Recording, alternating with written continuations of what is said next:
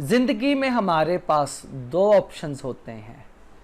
पहला ऑप्शन, मंजिल तक अकेले ही पहुंच जाएं, खुद ही कामयाबी हासिल करें और दूसरों को कामयाबी से दूर रखें। दूसरा ऑप्शन, मंजिल तक एक कारवां की सूरत में पहुंचें, खुद भी कामयाबी हासिल करें और दूसरों के लिए भी कामयाबी की राह हमवार करें, लोगों की ज़्यादा से ज़्यादा मदद करें। हमारे पास दो ही ऑप्शंस हैं, या तो हम जुगनू की तरह खुद भी रोशन हो जाएं और इर्द गिर्द रोशनी भी फैलाएं, या फिर किरगस की तरह अपना ही पेट भरें।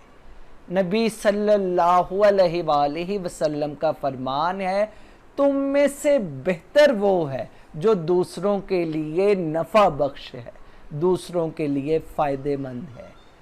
तालीम के शोबे में जो तुलबा दूसरों के लिए ज़्यादा से ज़्यादा मदद का सबब बनते हैं, ज़्यादा से ज़्यादा दूसरों की मदद करते हैं, वो ख़ुद भी अपनी सलाहियतों में इजाफे का सबब बनते हैं और दूसरों के लिए भी मशले राह साबित होते हैं। ऐसे लोग बहुत से फ़ायदे उठाते हैं, जिनमें चंद एक ये हैं। नंबर 1, ऐसे लोग खुद में दूसरों की मदद का जज्बा उजागर पाते हैं, इससे इनको रूहानी ताकत हासिल होती है। दूसरे नंबर पर अपना काम ऐसे लोग वक्त पर मुकम्मल कर लेते हैं। फिर ये लोग दूसरों को काम करवाने से अपने काम में भी पुख्तगी ले आते हैं। दूसरों को रहनुमाई देने से इनमें भी लीडराना सलाहियतें पैदा हो जाती हैं और ये दूसरों के रहनुमा बनकर सामने आते हैं।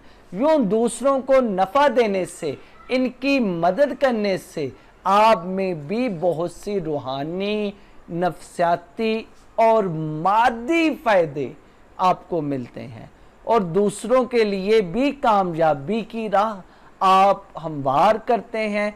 इससे आप एक मजबूत मुआशरे की बुनियाद फराहम करते हैं।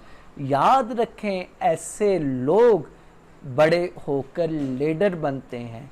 यही वो लोग होते हैं जो के लीड करते हैं, जो जिधर भी होते हैं, जिस भी शोबे में होते हैं, वहाँ पर ये रहनुमा साबित होते हैं और दूसरों को लीड कर रहे होते हैं। दोस्तों, यह है हमारा आज का मौजू। अगर आपको पसंद आया तो इसे दोस्तों के साथ ज़रूर शेयर करें। हम आपके कमेंट्स और फीडबैक के मुंतज़िर हैं।